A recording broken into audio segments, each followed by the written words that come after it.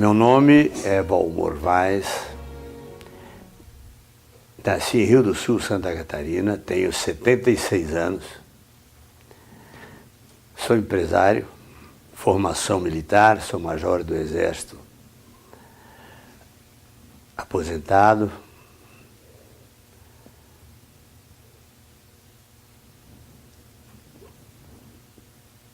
Empresa de transporte, mais de 1.000 empregados. Minha esposa Marlene Regina Vaz, 3 filhos, Mariela, Fabiana e Valmor Emílio Vaz. Sou filho de uma família de operários muito sofrida. Sou o 14º filho, caçula. Que pelo tamanho da prole, passei fome, pedi comida nas ruas. E uma passagem que eu jamais vou esquecer foi lá pelos meus 7 anos, 8 anos. Estava eu passando numa rua. O dia também não esqueço, que era um sábado. E uma senhora me chamou, ia passando, dona de um bar. Ela disse: olha, menino, quando eu levantei hoje, eu prometi que eu ia dar um sanduíche para o primeiro pobre que eu visse. E ela, enquanto falava, levou para o meu lado o sanduíche. E no primeiro momento eu tive vontade de xingá-la. Mas aí eu olhei para aquele sanduíche de presunto, que eu acho que eu nunca tinha comido, um pão, aquele pão bonito, feito na padaria, porque na época nós fazíamos o nosso pão misturado com fubá, um pouco de trigo, né? E aquilo me entrou pela sola do pé e eu prometi para mim, digo, eu vou ser alguém um dia. Mas saí dali, comi aquele sanduíche delicioso e, né, fui fazer o que tinham me incumbido, que era buscar um bode, né, para cruzar com a cabra de uma irmã minha. E lá para as bandas de Rio do Sul, que era um lugarzinho, hoje não tanto, mas na época era, você era pobre ou era médio ou era rico. Você era pobre, tinha muito que se podia, era o grupo escolar. Os outros, os melhores, estudavam no Colégio de Padre, Dom Bosco, e você era filho de operário, você ia ser filho de operário, e por aí afora. Mas eu sempre fui muito curioso. As histórias, quando entrei no grupo escolar, a história do Brasil me agradava muito, principalmente aquelas revoluções que aconteciam, Inconfidência Mineira, Guerra dos Farrapos, e todas essas coisas, aquilo me chamava muita atenção, e eu mergulhava naquilo. Então, muitas vezes eu queria saber quem era quem eram os maçons que estavam sempre envolvidos, mas que a gente não podia falar, porque falava quem estava, deixavam de lado e não levavam o assunto avante. Ou se a gente insistia, pegavam a gente pela orelha e levavam para falar com a diretora. Mas aquilo, essa parte da história, aquilo mexia muito comigo, isso me despertava a ler mais e mais. Eu fui um aluno excelente em termos de história, geografia, essas coisas, né? E despertou em mim esse interesse pela história e pelas coisas do Brasil. Depois, na quarta série, no grupo, uma professora levou que eu fosse morar com ela, que ela ia casar, e eu passei a cuidar de um barzinho. E então eu peguei a experiência, né? No bar ali pequenininho, tinha que pôr uma caixa de bebida para mim alcançar a altura do balcão, mas fui pegando porque um balcão é uma grande escola, porque é o contato pessoal, a conversa permanente, direta, com as pessoas de diversos graus de educação, então é uma grande fonte. E fez que cada vez eu visse mais, olhasse mais, me interessasse mais pelas coisas à minha volta. E foi quando então comecei a me interessar muito por política, principalmente pelo Getúlio Vargas, a sua política trabalhista, aquela fotografia enorme que tinha na minha casa do Getúlio Vargas. Eu olhava aquilo quase que com respeito a toda a prova, quase como uma religião. E principalmente as suas intenções de melhorar o trabalhador e tal, que na época era o único, né? Porque os outros todos eram o contrário, é uma situação de divisão. Quem tem, tem, quem não tem, não tem, e, enfim, essa era a política vigente. E chegou o Getúlio querendo mudar tudo, então nós tínhamos muito interesse no que ele falava, no que ele dizia. Até que um dia alguém chegou lá, o Mário Schlichting, e disse, olha, eu preciso levar algumas pessoas lá para o norte do Paraná, para trabalharem por lá. Você não quer trabalhar? Tem umas vagas lá de garçom, lá nas bandas de Paraíso do Norte. Nós pagamos tudo e tal. Eu não tive dúvida. Eu disse, poxa, é minha grande chance. Eu não quero ser mais um operário, eu vou embora.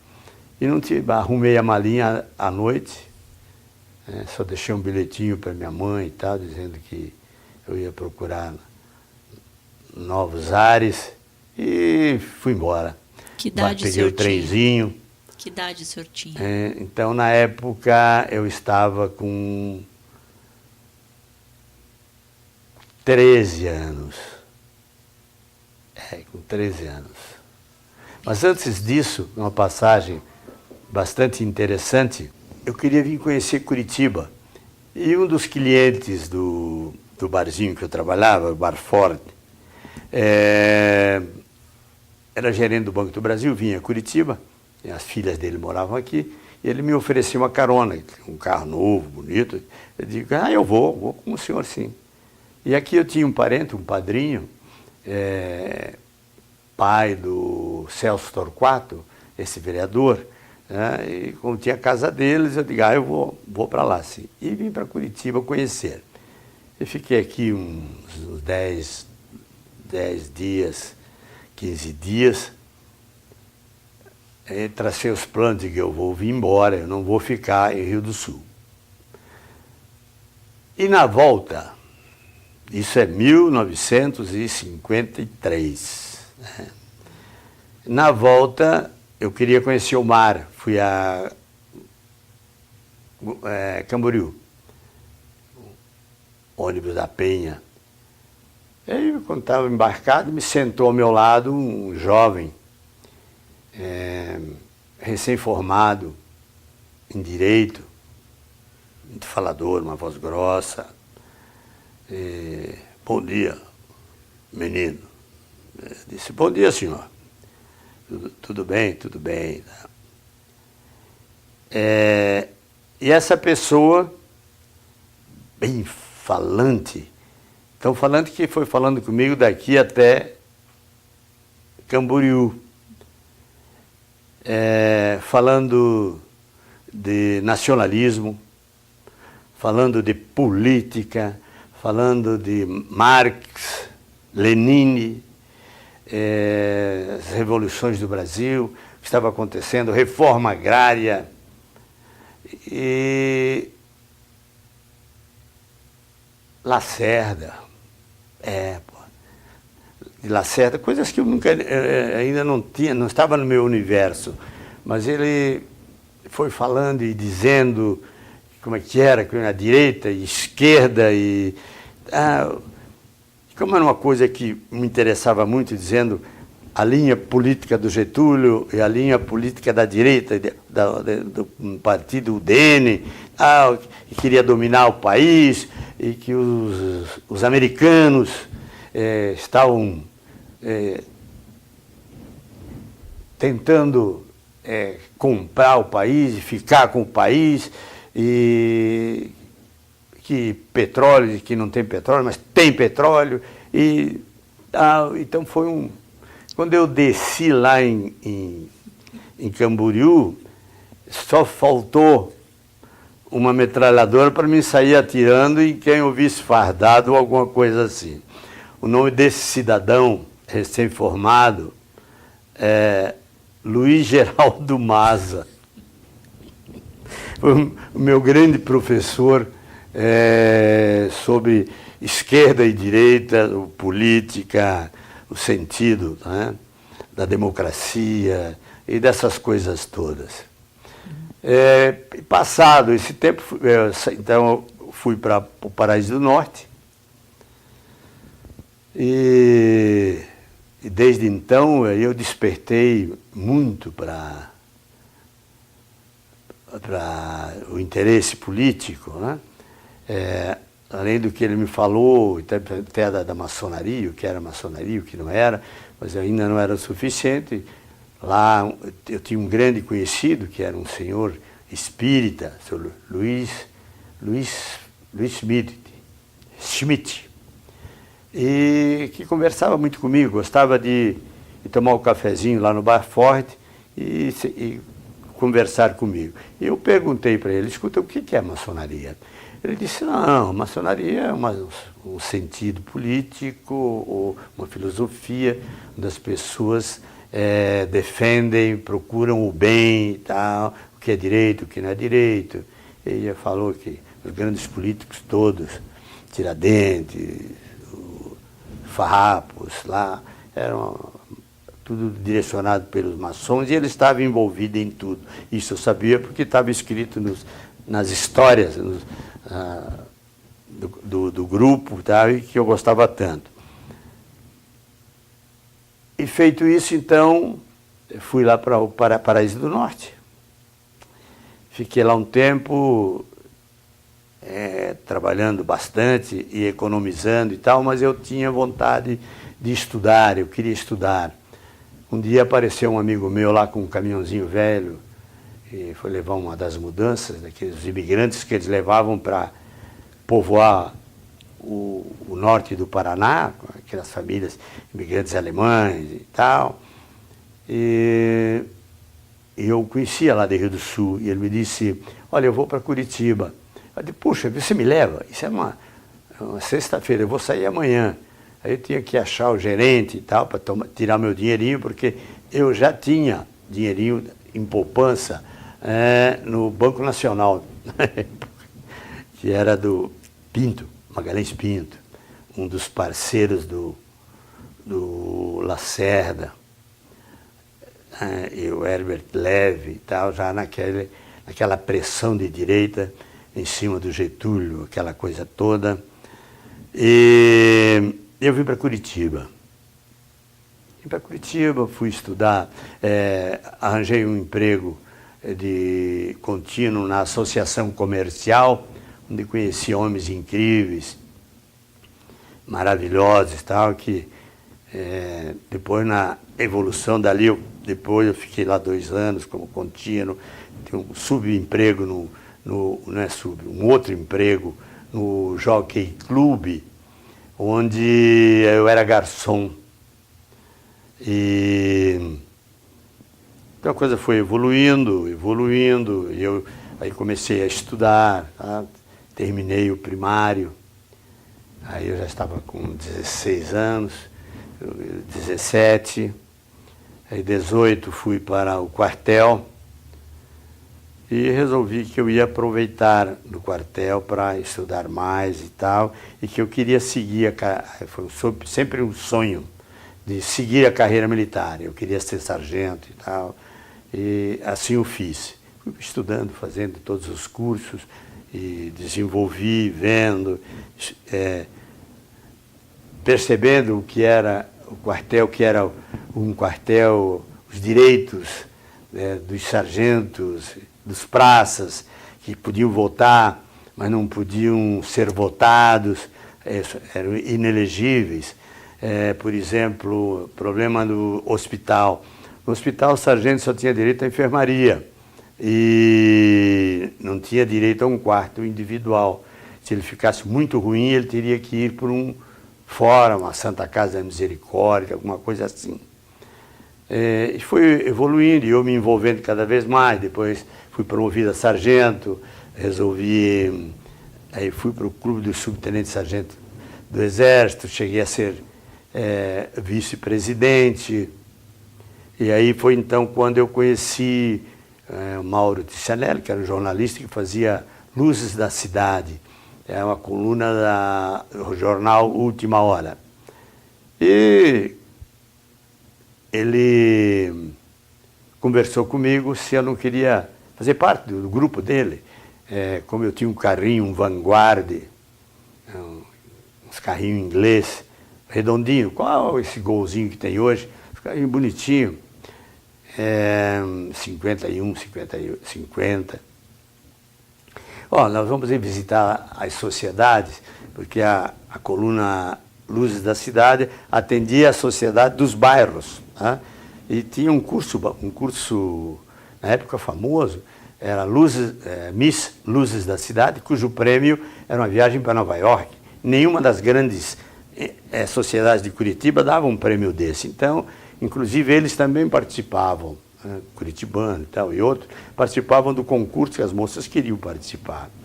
E eu digo, tudo bem, quando é para ir a visitar com aquelas moças bonitas, e o meu carrinho era um suporte para a Kombi, porque a Kombi não cabiam todas. Então, era tudo que eu pedi para Deus, ir para os clubes, e ainda com 5, 6, 7, 8 moças dentro do carro.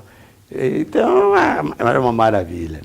E assim foi. Eu fui me inteirando e me envolvendo com o jornal. E, por coincidência, lá encontrei quem? O senhor Luiz Geraldo Maza. E aí consegui. O Mauro era um cara muito versátil, falador, mas dava chance, ele viu que eu tinha uma certa qualidade para escrever, e ele falou, eu vou entrar de férias, você vai fazer a coluna. Eu digo, você está maluco? Não, você sabe bem e tal. Só que ele falou, eu comecei a fazer, ele não falou para ninguém. Mas cada pessoa, escrever é igual ter a impressão digital, cada um tem o seu estilo, né? Aí comecei a escrever e tal, o diretor-geral, que era o Carlos Coelho, um grande jornalista, e percebeu. Ele disse, quem é que está fazendo a coluna? Não, o Mauro, não é o Mauro. É um estilo totalmente diferente. Tá? Aí chamou, ligou de São Paulo, ele não tinha vindo para cá ainda, ele estava em São Paulo. Aí ligou e tal, aí eu tive que falar, digo, não sou eu mesmo e tal. Mas tá bom, mantenha essa linha. Aí quando o Mauro voltou, ele chamou o Mauro e disse, olha, eu quero que esse rapaz faça uma coluna.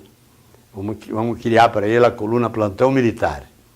E ali então eu ia colocando, né? Não tinha nada a ver, na época, ser um sargento, era cabo primeiro, depois sargento, e trabalhar fora, não podia. O milico só podia trabalhar no quartel, fora não podia. E eu, então, tinha as duas profissões. E um detalhe, eu como repórter ganhava quase o dobro do que eu ganhava como soldado. A Última Hora pagava muito bem. Aí me arranjei um pseudônimo, José Cândido, que era um irmão de criação meu. Meu pai morreu muito cedo, depois a mamãe casou de novo, e meu padrasto tinha 2 filhos. José Cândido. Era esse que eu dei um nome lá para poder receber. E fui me envolvendo, escrevendo, fazendo comentário, essas dificuldades dos sargentos não poder serem votados, e sim só votar. Descobri um dia, me denunciaram que tinha um sargento abandonado na Santa Casa de Misericórdia, e eu fui dar uma olhada. E realmente é terrível. O sargento estava lá abandonado, num quartinho, que eles tinham cedido, porque ele tinha um mal de Chagas, e ele foi emagrecendo, ao ponto que aquele pessoal de Auschwitz, lá da Alemanha e tal, os nazistas, presos, os judeus, era um gordo perto do sargento que estava lá. Eu, quando vi aquilo, vim para o jornal, fiz uma matéria, e Exército abandona sargento depois de 32 anos de serviço. E na época nós tínhamos uns jornalistas incríveis, principalmente fotógrafos, que vieram de São Paulo, Alcides Machado, Antônio Milarchi, uma série deles. E esse Alcides Machado é um cara terrível. Ele, para uma boa matéria, se ele fosse fazer um incêndio, para ele poder fotografar bem, ele empurrava um cara no fogo só para poder fotografar o cara queimando.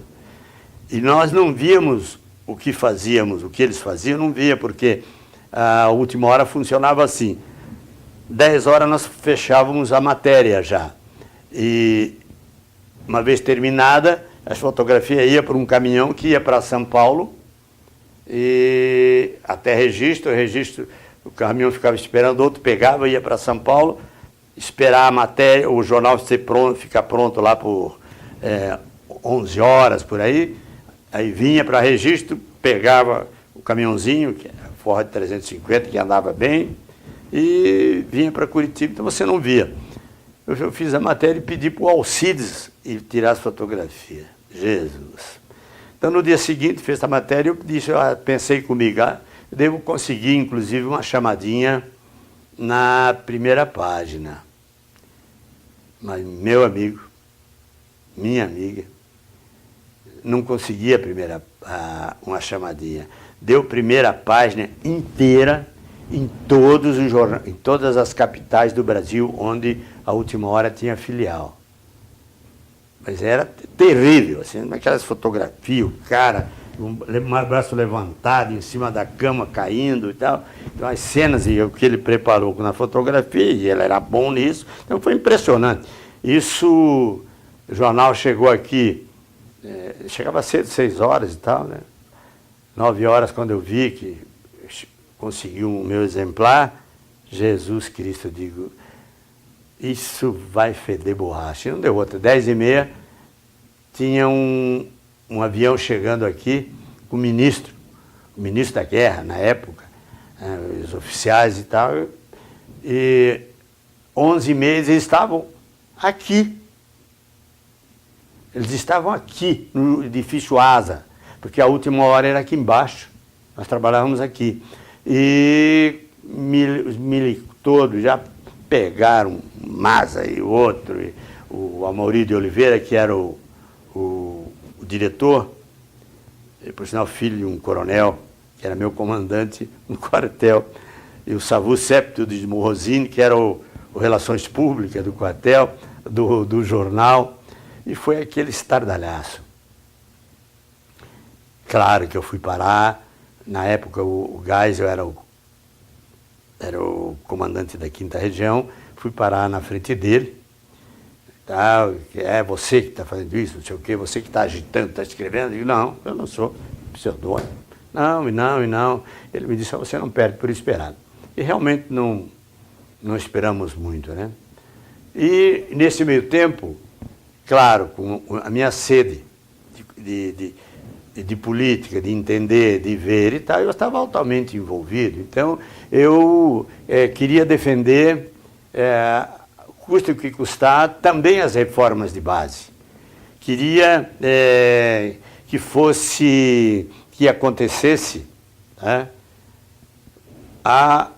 mudança da lei de remessa de lucro, que é a lei que era 90%, eles enviavam para fora de tudo que aplicavam aqui e 10% deixavam no país. Nós queríamos que isso se invertesse, ou que fosse 40, 60, 50, um número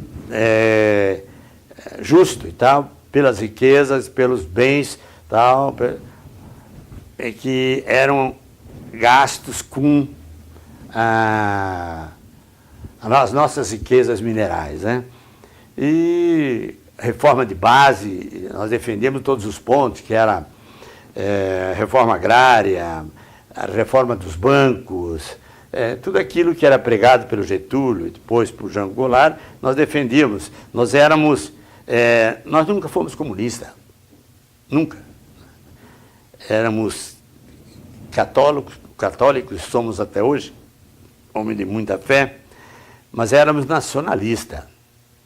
As nossas veias corria o nacionalismo, então defendíamos. Não aceitávamos aquelas teorias de que no Brasil não tinha petróleo, e que eles falavam nas escolas, publicavam, que no Brasil não tinha petróleo, coisa nenhuma, nós éramos tudo louco. E aí então o Getúlio, ele criou em 54, pouco antes de ser assassinado, ou suicídio, ele criou Eletrobras, Petrobras, tal, uma série de bancos de desenvolvimento econômico. E então nós estávamos dentro dessa linha política, e defendíamos cunha e dente. Se fosse necessário, nós iríamos, como era a ideia, até as armas. Então, defendíamos isso ferrenhamente. Em 63, eu fui fazer o curso de oficial no Rio de Janeiro. Então, participei de muitas reuniões políticas no Rio de Janeiro. Foi quando eu conheci o capitão Lamarca. Mas o conheci não politicamente, eu conheci ele como instrutor do quartel e tal. Nunca falamos nada de política, sempre é de nós alunos, ele professor. Mas nós participávamos de diversas reuniões políticas, inclusive nesse curso tinha sargentos do Brasil inteiro. E discutíamos, falávamos do nacionalismo, era necessário, que tínhamos que defender, que o sargento precisava ser elegível, que não podia continuar daquela forma. Até aí acertamos que uns candidatos, que um se candidataria no Rio Grande, o Aimoré Zócoli, que estava fazendo o curso também, que eu me candidataria aqui, tal, e assim foi. Então, existia aquela efervescência de mudanças e tal. E com a morte de Getúlio, o Jânio Quadros assumiu, mas não ficou, desistiu pela pressão do Lacerda, do Everett Levy, daquele pessoal dos bancos, Magalhães Pinto, aquela direita louca, os então donos de terra, que não admitiam nem falar em reforma agrária. A terra existia, a terra era deles, enfim, ai de quem quisesse pegar um pedacinho de terra, a não ser os sete palmos, quando você morria. E muitos morriam de fome já naquela época. E tudo isso fez com que nós, então, fôssemos nos desenvolvendo mais e mais, com o Comando Geral dos Sargentos, que nós criamos, mas tudo muito provinciano, não existia nenhuma organização, nós tínhamos um movimento, mas era um movimento mais no espaço, não existia assim, uma coisa organizada, e diversos, né? Wilson Teixeira, um excelente sargento, excelente participante também de esquerda, mas esquerda ferrenha, Lúcio Micos e tantos outros parceiros. Qual era o seu contato com as organizações, né, clandestinas que havia nessa época? Não entendi. Qual era o seu contato, né? O senhor estava dentro do Exército, num movimento contrário, né, a ordem vigente, né, dentro Sim. da instituição. E qual era o seu contato com os civis, com as organizações, né, que também lutavam? Muito pouco. Nós só tínhamos contato com alguns oficiais, algumas entidades, mas muito pouco. O meu contato era... O Partido Comunista Brasileiro, por exemplo? Não. O PSB, o único contato que nós tínhamos com o político, assim, e políticos, era o pessoal do jornal. Maza e todos os outros que eram homens altamente politizados, socialistas. E eu escrevi, inclusive, grande parte das minhas matérias, que não podia ser publicada na época, eles jogavam nas colunas deles, né? Aderbal Forte, Maza, Peri de Oliveira, Milton Ivan, Milton Ivan Heller, tinha dois Milton Ivan Heller, tá? Então as matérias, muitas vezes, que eu fazia, eles usavam nas outras. Então era um fervo, mas não passava disso. Não existia nada organizado, existia só uma vontade de interior, mas sem organização política nenhuma. E até que veio o golpe militar, né? Aí aconteceu aquilo que o Góes eu tinha me dito, você não perde por esperar, e não perdemos mesmo. No dia 31 eu estava na quinta Companhia de Subsistência, João Negrão, Estina com Silva Jardim, e quando o coronel Humberto de Alencar Castelo Branco pôs todo mundo em forma, não tinha nada a ver com o Castelo Presidente, nos reuniu e disse que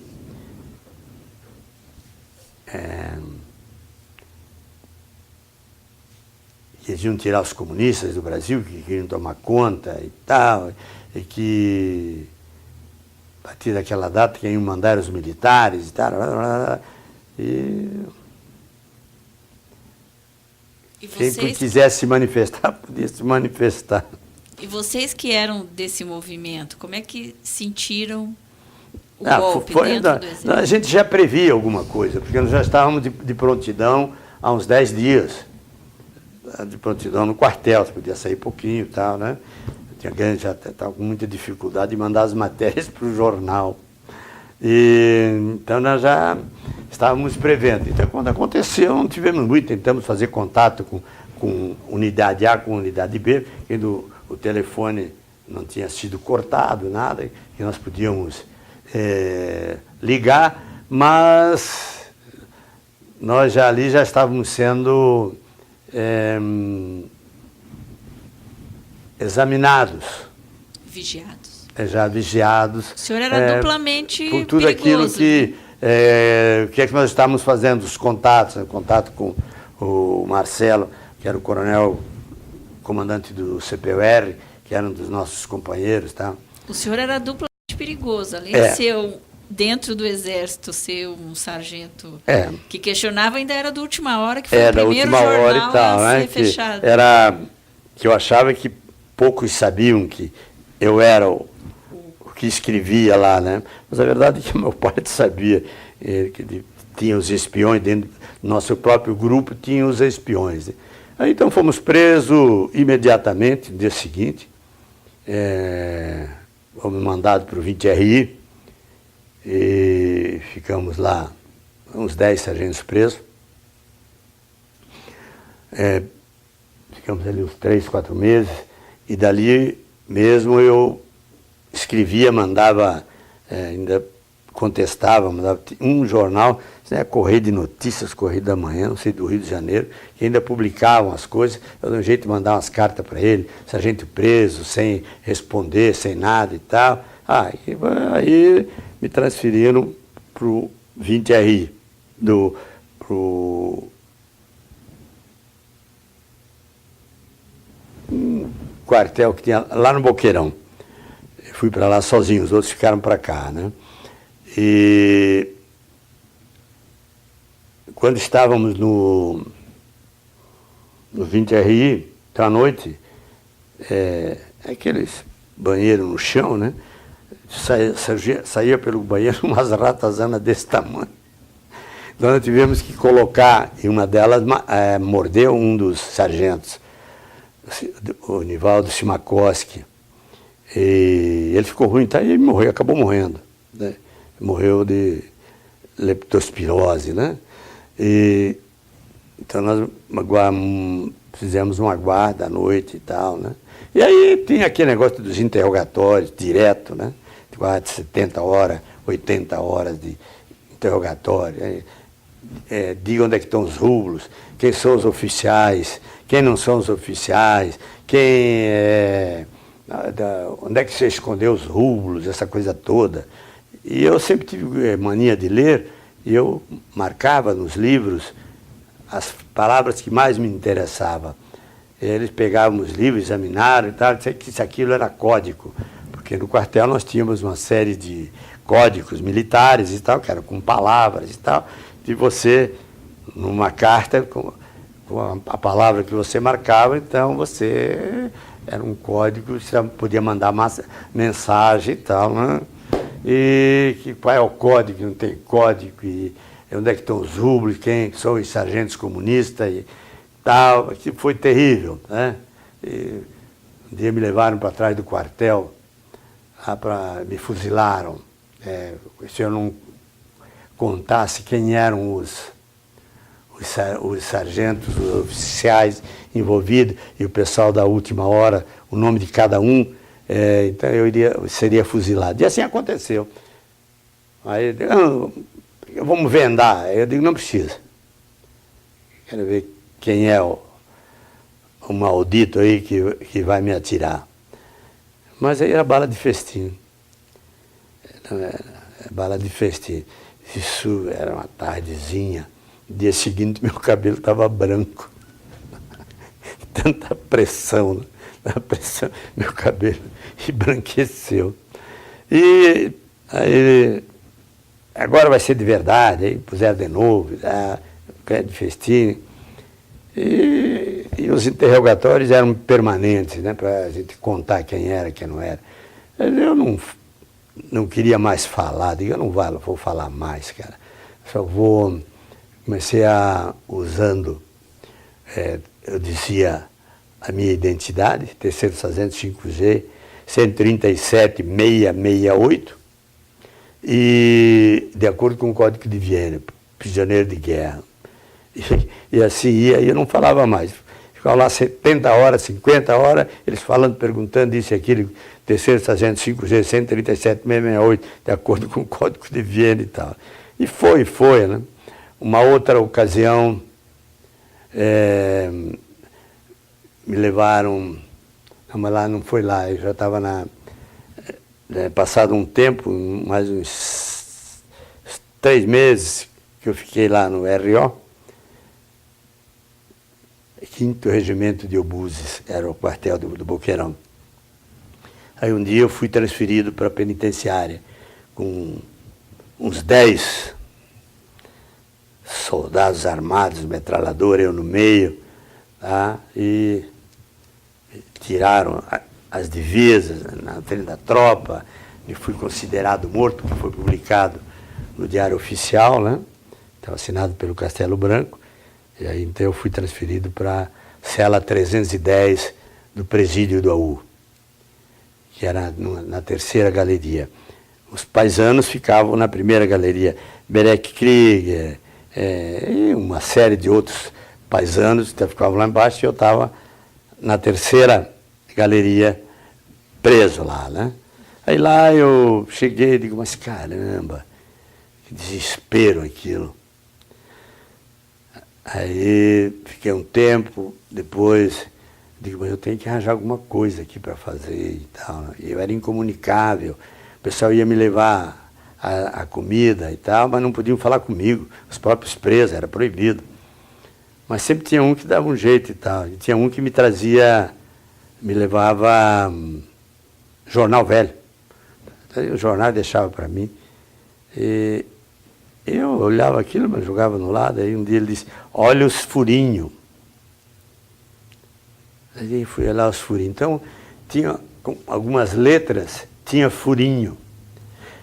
E os furinhos formavam palavras. E as palavras formavam frases.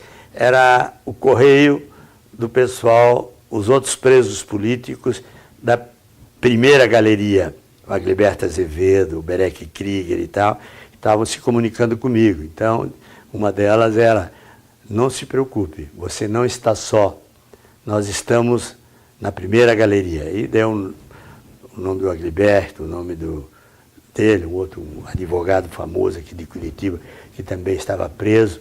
E aí a gente começou a se comunicar, começaram a me mandar livro para eles. E aí um dia eu pedi que eu queria livros, mandaram que eu fosse lá numa sala, pegasse alguns, né? E não existia uma biblioteca. E eu pedi para organizar a biblioteca, para fazer a biblioteca e tal, que eu entendo de marcenaria. Eu faço umas prateleiras, se me deixem lá na carpintaria do presídio, organizar algumas tábuas e tal, eu vou organizar isso aqui e tal, né? E aí eu tive, então, a oportunidade de cair com aqueles livros ainda do tempo do PH, organizar as obras de Alexandre Dumas, Vitor Hugo e tal, em que eu tive a oportunidade de ler quase todos, né? Os Miseráveis eu lia em voz alta para não perder a musculatura do rosto e tal, da voz. Então eu lia em voz alta o Alexandre Dumas, o Vitor Hugo, Os Miseráveis, né? O Conde de Monte Cristo, Mar de Sargassos, 20 Mil Léguas Submarinas, Maravilha. E os escritos de Mahatma Gandhi, né? Já tinha Martin Luther King, Einstein, enfim, tudo aquilo que me caía às mãos eu lia e tal, para passar o tempo, né? Dividi o tempo também em preparação física nos 4x4 da Celinha, né? Com o milico que era. Eu não podia ficar sem se movimentar, e eu sempre tive até hoje, né? Eu me movimento todos os dias em academia, lá eu fazia nos 4x4, e assim foi passando a vida. E os contatos, a gente vendo gente morrer no corredor que tinha depois da minha cela, tinha uns corredores onde os presos ficavam de castigo, e hermeticamente fechados, eram jogados lá dentro. Uma vez esqueceram lá, quando se lembraram, o cara já estava morto. Então, essas coisas incríveis, terríveis. E os inquéritos, os interrogatórios, isso continuou, né? Torturas, para saber aquelas idiotices, quem era quem não era. Porque a verdade é que eles fizeram o golpe e tal, mas não tinha uma consistência do golpe. Não existia aquilo que eles diziam, que o Brasil tomado por comunistas, não. Fizeram pelo interesse, por tomar o poder, né? E queriam que se fabricasse e tal. Então, cada um que eu falasse, eles iam prender. E a pessoa que ia me visitar, eles prendiam. Então, eu tive que soltar um buchicho para todo mundo aqui, ninguém mais aparecesse lá. E 2 ou 3 sargentos foram me visitar, depois foram presos também, ficaram lá como envolvidos no golpe comunista, essa coisa toda, né? Aí um dos últimos que eu me lembro é que um dia chegaram lá, me pegaram, me jogaram numa caminhonete, com um saco e tal, andei por 5, 6 horas, não sei se fui para Santos e tal, mas o cheiro de mar, tal, acho que era aquele navio que tinha lá em Santos, né? Então lá fui... me ouviram, torturaram, e afogamento, choque, queriam que eu falasse aquelas barbaridades. E eu continuava de terceiro sargento, eu não sei nada, 5G, 137, 668 e tal, até que um dia me jogaram numa cela lá, eu digo, bom, e a gente já tinha alguma informação de que quando ia para lá, depois jogava no meio do mar lá e pronto, né? Mas felizmente não, um dia me pegaram, me trouxeram de volta. E eu vim parar novamente em Curitiba. Aí, até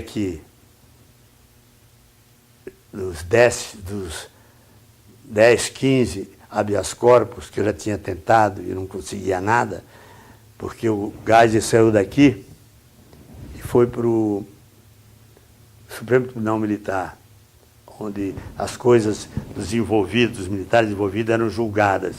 E como eu e o Geisel éramos inimigos pessoais, por causa de Curitiba, daquelas publicações, da publicação do sargento lá abandonado, e os movimentos que existiam aqui em Curitiba, e com o apoio do sindicato de jornalistas, Jairo Regis, tá, e outros que depois tiveram grandes carreiras pelo Brasil, de jornalistas, né?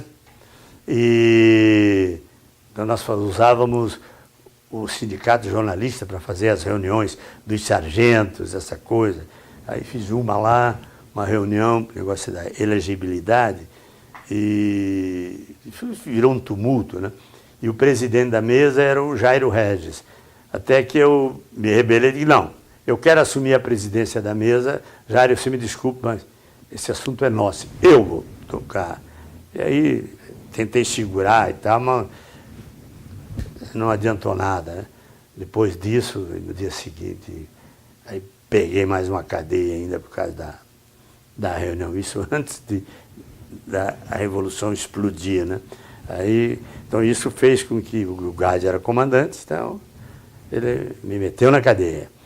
E isso criou uma animosidade entre eu e ele bastante grande, né? E então ele foi para lá, até que nós conseguimos uma grande aliada, que era a Roseli Rogoski, a polaca conhecida, bastante conhecida no meio jornalístico, grande amiga. Ela era secretária do Paulo Pimentel, foi secretária do Ney Braga e tal, e ela então acompanhava a vida do Geisel lá no Supremo Tribunal Militar. E ela então acompanhou quando ele ia entrar de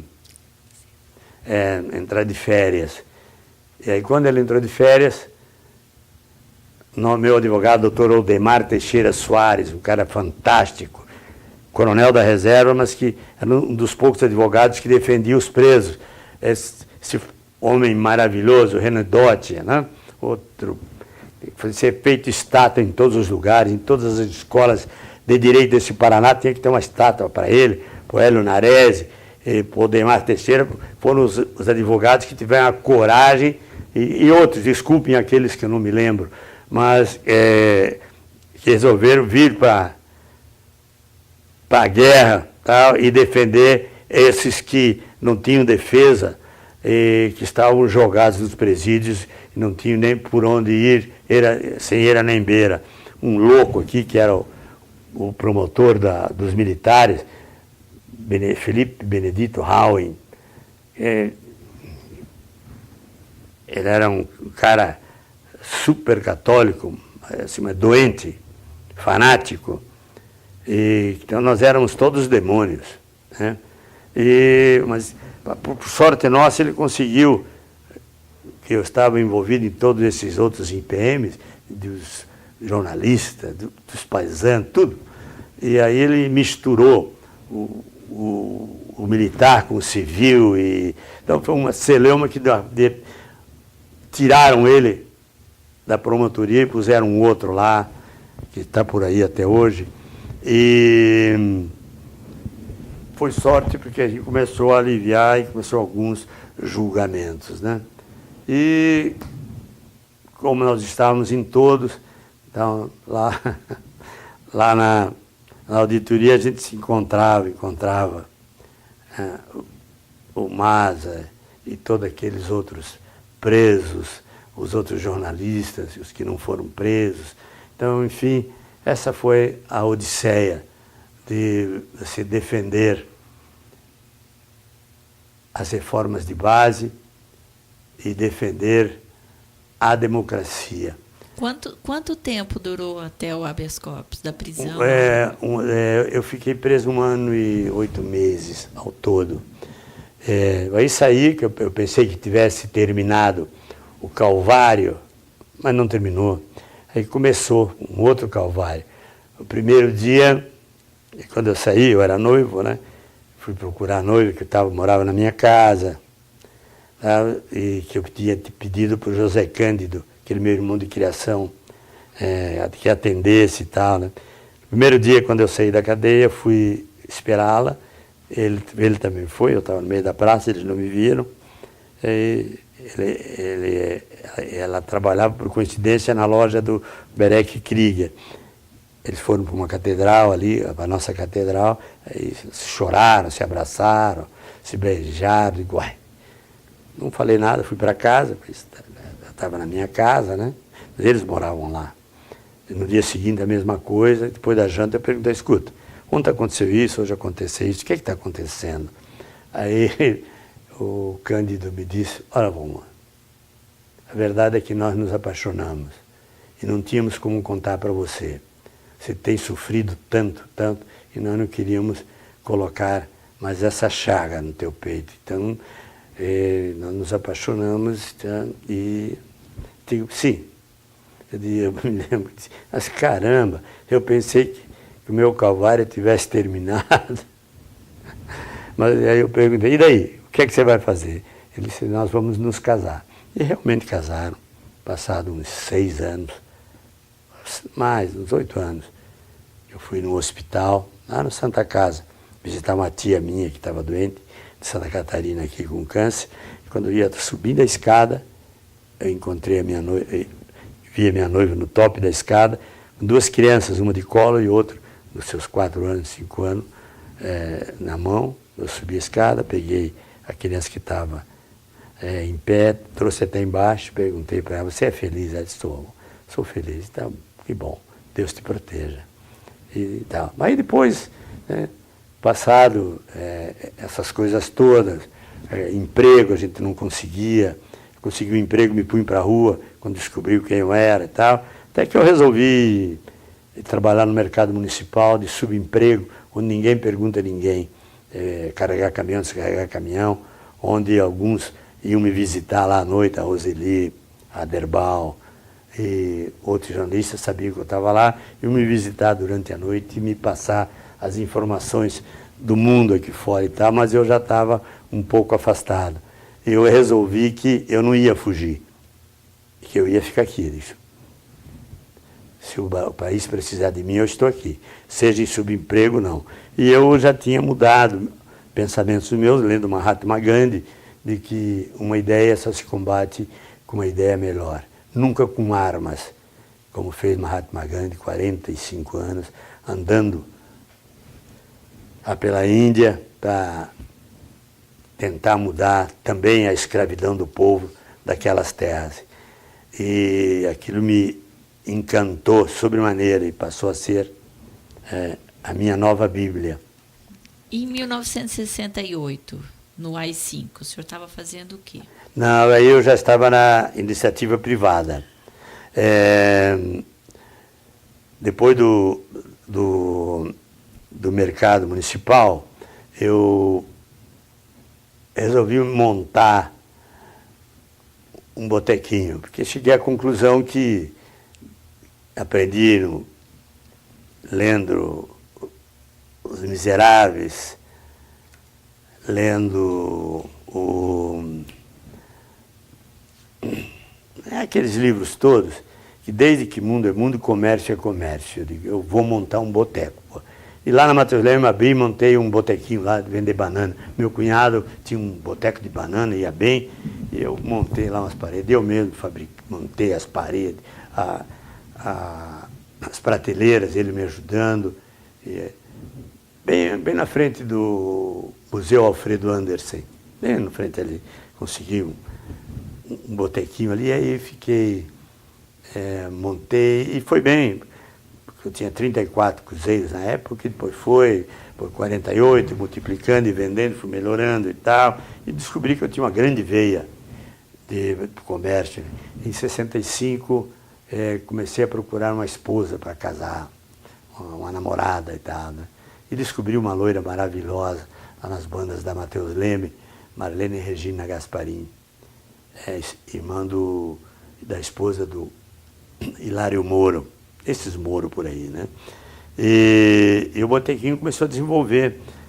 Eu casei com ela, os clientes dela ela trabalhava na loja do Hilário, do armazém, e os clientes dela era a nata de Curitiba. Eu não sabia, mas o Cecília Almeida, esposos, Leão e tal, com a vinda dela, com o meu casamento para a mercearia, eles vieram junto. E aí eu tive que começar a sofisticar o meu boteco de banana, colocar o que tinha de melhor e tal. E aí grandes amigos, poxa vida, Deus nunca abandona quem pede, quem tem humildade de pedir, e ele atende. E aí aquele pessoal começou a vir para a mercearia e eu comecei a sofisticar, né? Trazer o que tinha de melhor. A dona Rosita, que era muito amiga dela, veio, aí ficou muito minha amiga, os filhos, tal. Então era um lugar aí onde se tratava de tudo, se tratava de moda, se tratava de remédio caseiro, enxaqueca. E eu sempre eu conhecia essas coisas porque minha mãe era benzedeira e fazia remédios, erva disso, erva daquilo e tal. Então eu conhecia muito dessas coisas e ensinava. E ali todos os problemas da vizinhança eram resolvidos na mercearia. E foi desenvolvendo, eu descobri que tinha grande... Qual era o nome da sua mercearia? Empório Vaz. Empório Vaz. Isso eu procurei no dicionário, eu não queria pôr o nome, porque no dicionário era uma coisa... Secos e molhados. É, né? Alguma coisa, secos e molhados, não. Queria uma coisa mais... E aí descobri o Empório Vaz e pus lá. E foi indo, depois, passado uns 8, 9 anos, aí já chega em 68, então eu estava só envolvido ao trabalho. Eu saí do mundo político, nada. Tentei continuar estudando para fazer a faculdade de Direito, mas não consegui. Era muita perseguição. Nossa Senhora, os milicos estavam dentro das universidades, dos colégios, né? Então eu digo, vou parar, eu vou trabalhar, e larguei de lá. E o senhor sentia que era vigiado ainda mesmo? Sim, permanente. Os empregos... Com aquelas técnicas assim de carro parado, gente sim, passando. Não, e tal. Normalmente era sargento que recadinho. Que fazia e tal. Mas como eles eram muito amigos, eles vinham e se identificavam. Eu estou aqui para espionar você, tá bom? Tá bom. Eu ia para a praia, os que mandavam alguém, daí o cara ficava de longe da praia. Então era permanentemente vigiado, tudo que a gente fazia. Mas eu estava mais preocupado com o trabalho. E fui desenvolvendo, depois resolvi, um dia lendo jornal, que o Exército, que o governo ia encampar as empresas que faziam malote. Aí me deu um estalo aí, porque o governo, o Correio encampa as permissionárias de malote. Eles não vão ter condições, quem estiver lá dentro vai se dar bem. Aí procurei um amigo e tal, coloquei uma Kombi lá para trabalhar de graça, até depois, que passado o tempo, deu certo, aí eu pedi o negócio, veio começar a fazer malote, criaram cerca, eu entrei nessa onda, consegui colocar uns carros para fazer malote, né? Aí a mão de Deus é incrível. Quando eu comecei a fazer malote, primeiro foi uma Kombi, e trabalhava meio de graça. Ia daqui a Florianópolis. O motorista era eu trabalhava de dia na mercearia, às 6 horas parava, eu pegava a Kombi, ia para o Correio, punha os malotes e ia para Florianópolis levar os malotes, à noite. E levava umas carguinhas, porque eles pagavam muito pouquinho, mas deixavam eu levar as amostras dos médicos da Nestlé, que compensava. Isso foi, no meio do caminho, um Galaxy quebrado, eu parei. Gente, precisa de ajuda? Sim, o cara parou, deixa eu dar uma olhada nisso aí. Aí eu abri e tal, tinha arrebentado a correia dentada. Estamos perto de Itajaí. Mais ou menos ali onde é o Beto Carreiro hoje, né? A entrada para o Beto Carreiro. Aí eu digo, você não tem jeito aqui, se você tiver a correia dentada aí, podemos até tentar trocar isso aqui. Mas não tinha, digo, então, logo aqui na frente tem um hotel, Itajaí. Eu levo o senhor até lá, só deixo o motorista aí, cuidando do carro, e você pode dormir, de manhã eles vêm aqui, arrumam e o senhor vão embora e tal, né? Tá certo. E Chegou lá, os caras queriam me dar dinheiro, eu digo, não, é isso. Companheiro de estrada, um respeita o outro. E até logo passou o tempo. Aí, o milagre que eu esperava não acontecia, passado um ano, e não vinha o serviço e tal, e a Kombi estava se acabando, nossa. Aí disseram, vá lá no Rio de Janeiro, ver quem mexe com isso e tal. Aí eu fiz os cartãozinhos e tal, para Transportes Vais, e fui lá para o Rio de Janeiro, ver quem eram os caras. Subi o prédio quando estou esperando lá e tal. Aí quando entrei na sala que me atenderam, quem era o comandante? Era o cara que eu ajudei lá no meio da rua, lá na calçada, lá na beira do rio, lá preso. Lá. Ele disse, ô menino, você é aqueles maluquinhos lá da beira do rio e tal. Eu digo, sou eu mesmo, coronel. Tá, o que você quer? Eu transporto lá e o milagre não acontece, não estão me pagando por peso, tem que pegar no mínimo por quilômetro rodado para compensar o trabalho, porque se não acontecer eu vou parar. Né? Não, vai que eu vou te mandar um negócio novo e vou mandar chamar você. E aí, passado uns 2 meses eles não me chamaram, eu deixei, mas quando deixei 15 dias me chamaram. Então, vai ter uma concorrência, 10 carrinhos Fuca para atender os bancos e tal. Você quer participar? Eu digo, vou participar. E aí eu peguei um cara para me ajudar a fazer os números e tal. Só aí o problema é como comprar os carros. Quem é que ia me financiar? Quem é que ia avalizar? Não tinha. Alguém me falou, tem a pessoa física. Eu digo, que é isso? É a jurídica. A jurídica é da tua empresa aí, do teu negócio. Onde é? Que banco é? Eu digo, Bradesco. E a física disse, sei lá, a tua, Valmoura? Eu não tenho. Então cria uma e um avaliza o outro, e o Bradesco faz isso. Tá? Aí fui lá, montei, pá. E passado os dias, aí entra a mão de Deus. Passados os dias o negócio não vinha e tal, pá. Eu não achava avalista, digo, mas que droga. E era eu, mesmo o avalista, disse, não vai sair. O cara me disse, amor, vem aqui. Aí eu fui lá. Enquanto esperava, na minha frente à mesa, ele estava atendendo o outro, Rubens, o nome do gerente. Espera um pouquinho. Enquanto eu esperava, eu fiquei olhando a ficha que estava na mesa, estava dinheiro em caixa, 70 milhões, eu digo, Ave Maria. Caminhões, 40, 50, fazenda, nossa mãe. Aí eu olhei o endereço, Rua Bética 1040, Vais e Companhia Limitada.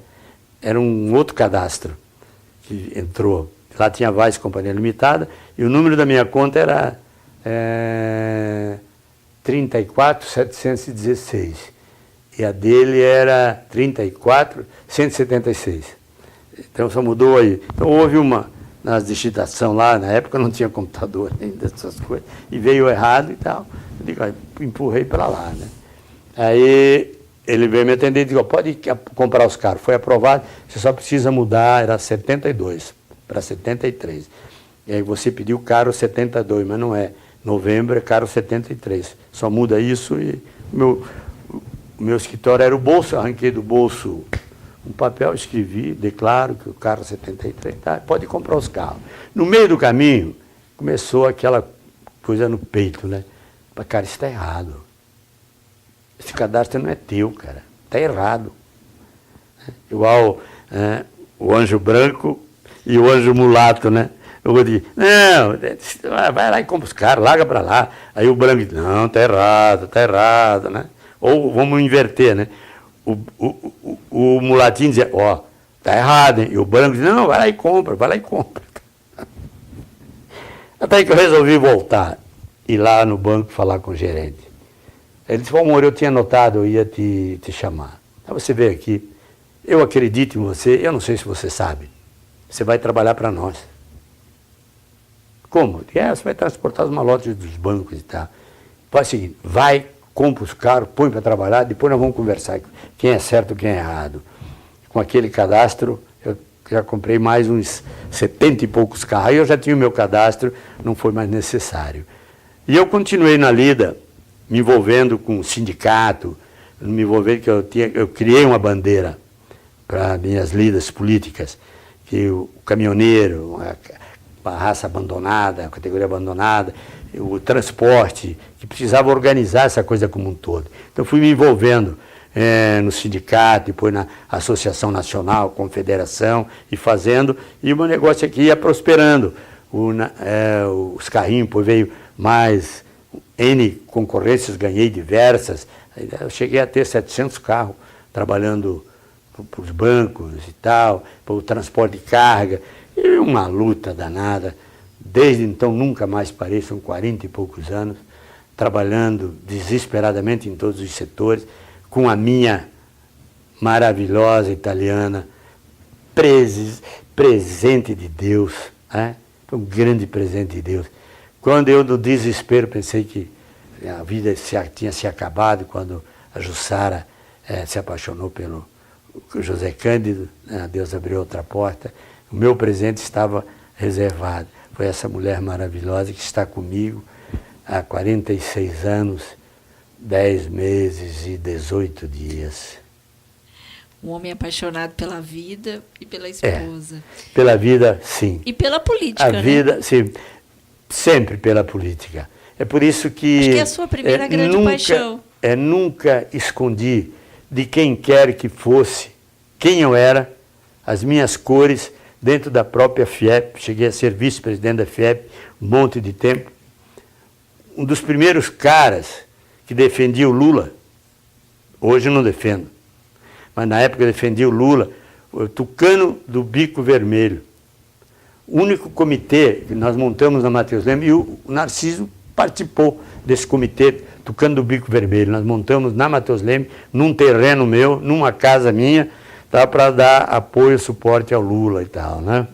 E sempre envolvido na política, no sentido, 86 fui candidato, mas aí senti, é uma decepção tão grande, que a política não é aquilo que eu procurava, no meu espírito de luta pela liberdade, pela democracia, do povo, pelo povo, para o povo, não era aquilo. O sentido da política parece que, se você é político, você tem direito a todo e qualquer tipo de ação, de situação, pode fazer qualquer coisa. E esse não é o sentido, o espírito que está em mim. Como hoje me revolta tremendamente o que eu vejo hoje, o que estão fazendo com o sentido da democracia. De amealhar quanto puder para que continuar no poder. Então, o que se vê hoje a nível de Brasil é uma coisa terrível. Eu chego a ter pesadelo. O que se fez, e até pelo silêncio daqueles que fizeram alguma coisa ontem e hoje estão nesse silêncio, nesse marasmo, né? E aí vem a frase, o discurso do Martin Luther King, né? O que me assusta, o que me apavora, não é a ação dos corruptos. O que me apavora é o silêncio dos bons. Vale como se tudo isso fosse direito, essas mazelas, esses escândalos, essas usinas, 1 bilhão e 200 milhões, 5 bilhões, 7 bilhões, o pessoal se apropria da população, do povo, porque estão apropriando do povo, dinheiro que poderia ser aplicado, meu Deus, na saúde, parece que tudo que diz respeito ao povo é abandonado, é segundo plano. Infraestrutura, que nenhum país vai para frente se não tiver infraestrutura. Por isso, a minha grande guerra durante todo o tempo em infraestrutura nas entidades do Brasil inteiro. Esse trabalho que levei 20 anos em cima, que é o tempo de direção do motorista, que é nada mais, nada menos do que disciplinamento do uso da rodovia. Igual então você copiou, você inventou. Não, eu não inventei nada. Isso eu copiei do modelo europeu, do modelo americano, como é no resto do mundo. Tempo de direção. Esses homens não podem ficar por aí, ao bel prazer, mal alimentados, mal pagos, explorados, explorados por tudo e por todos, achando que ele é imortal, que ele pode trabalhar todo o tempo, 24 horas, ininterrupto, usando droga. Hoje, antigamente era café para ele não dormir, hoje eles usam todo tipo de droga. Essa é a verdade, isso é provado. Aí brigamos para criar o SESC Senat, que é uma organização para poder atender esses homens nas estradas, em todos os lugares, ter atendimento como tem a CIEP, essa entidade nacional, né, a CNI.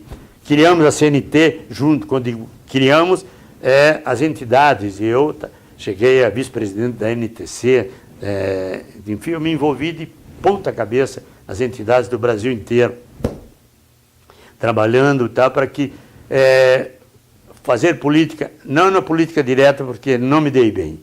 Foi terrível. Na época, quando fui candidato, tive 3 tentativas. Por qual partido? Em 1986, pelo PMDB. Aí tive 3 tentativas de assassinato porque eu estava envolvido com o crime organizado. Na época matavam 100 caminhoneiros por ano.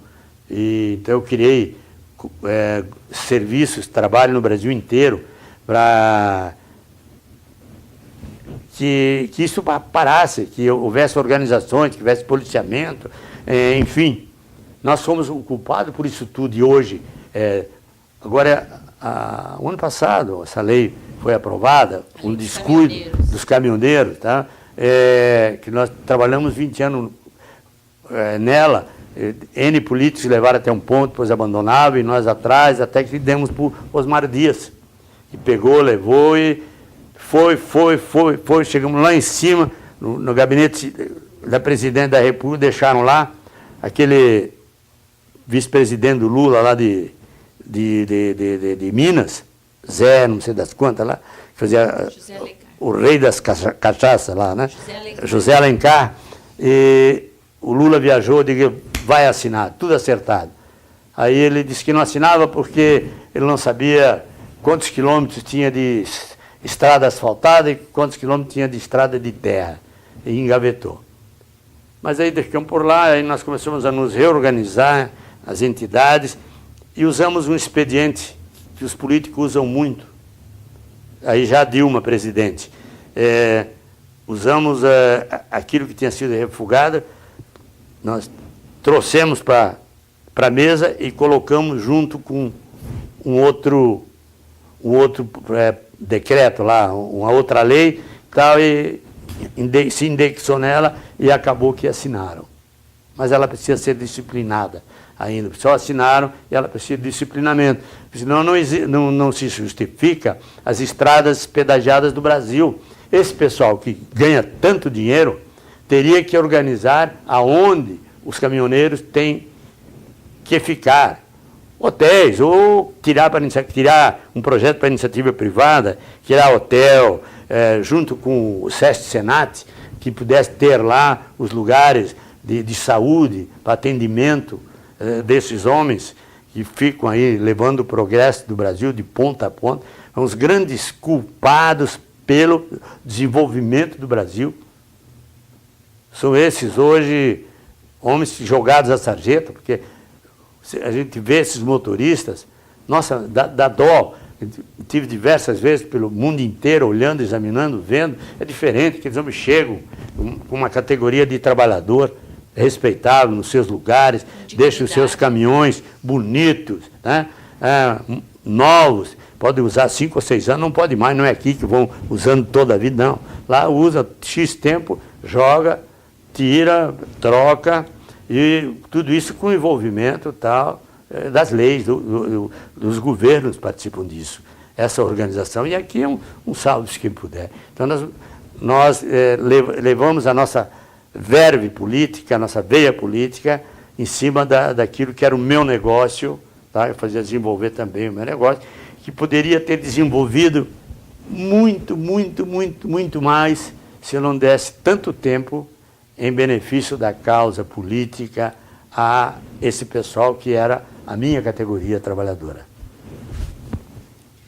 E durante o período de redemocratização, a luta pela anistia, a Constituinte, diretas já, o senhor chegou a participar? Tudo. Eu participava, porque eu nunca escondia, já falei, quem eu era.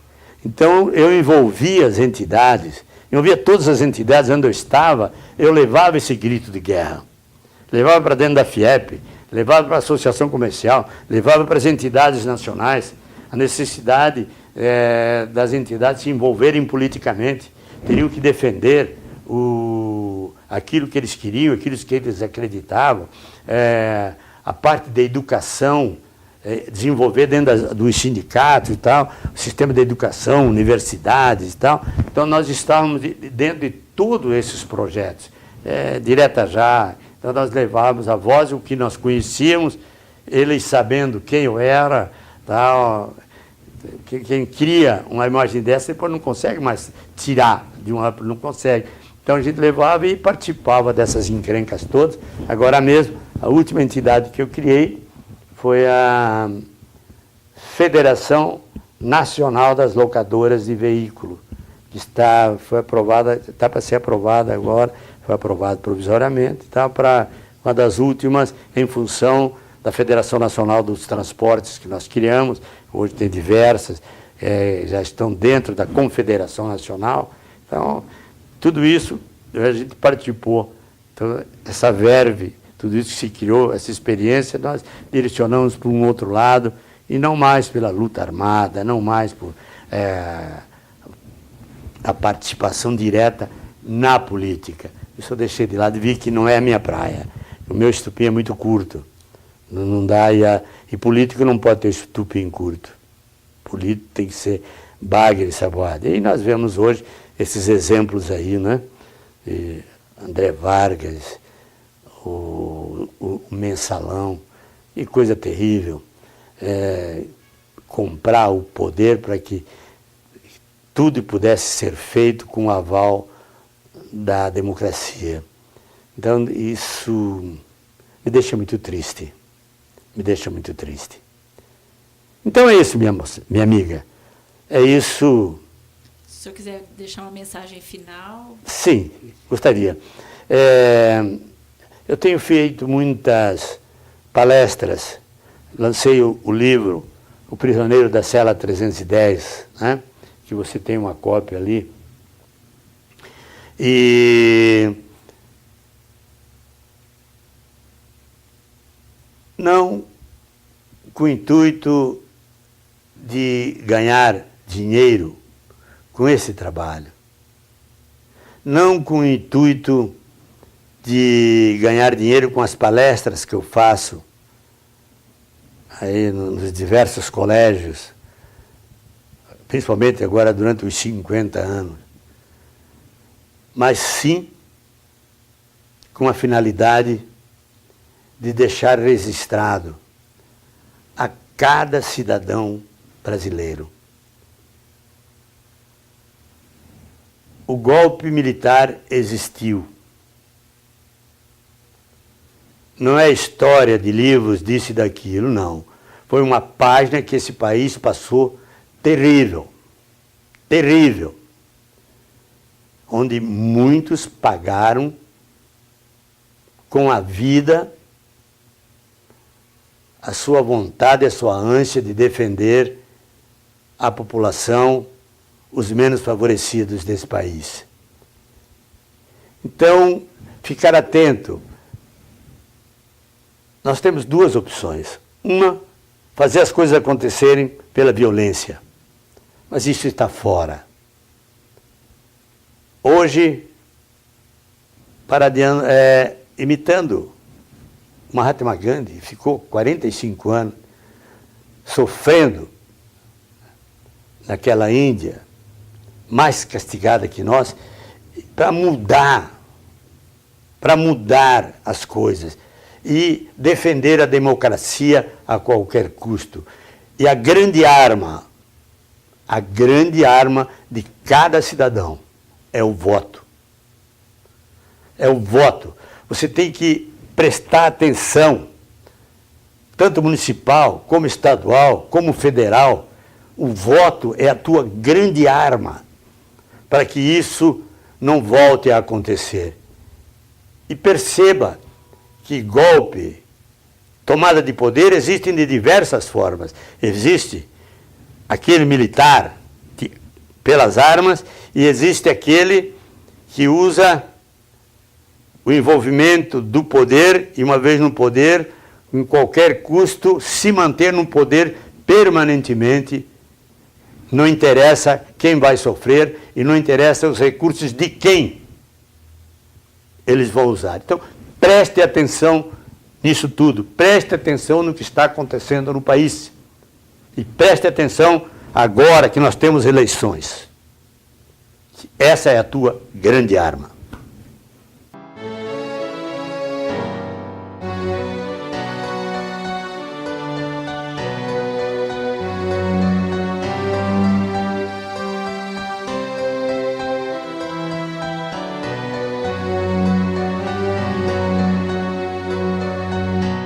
Ouça bem esta canção, ela fala pra você. Ela fala de um tempo que ninguém pode esquecer, de um tempo em que alguns homens impuseram a tirania, muitos outros responderam com a sua rebeldia. Os tiranos implantaram longa noite de terror, tentaram calar a todos, provocando muita dor. Censuraram a cultura e toda a cidadania, calaram toda a voz, promovendo a vilania.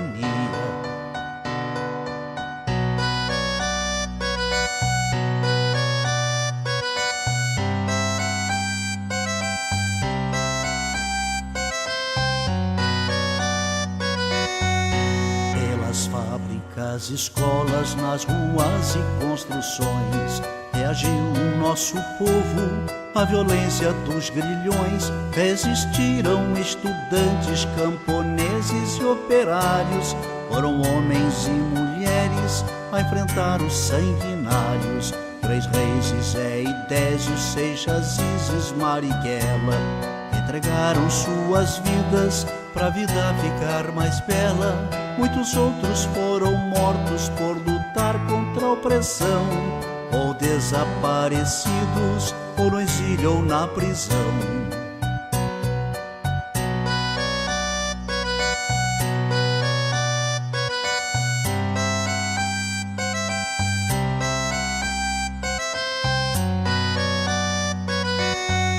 Com a luta desses homens derrotou-se o opressor. Muito sangue derramado, muita lágrima e suor. Quem tem medo de retorno não se sinta equivocado. O terror que foi um dia poderá voltar dobrado. A mesma vigilância de quem ama a liberdade poderá impedir que volte o império da maldade. Mas a luta continua por justiça e pelo pão, pela reforma agrária, por saúde e educação.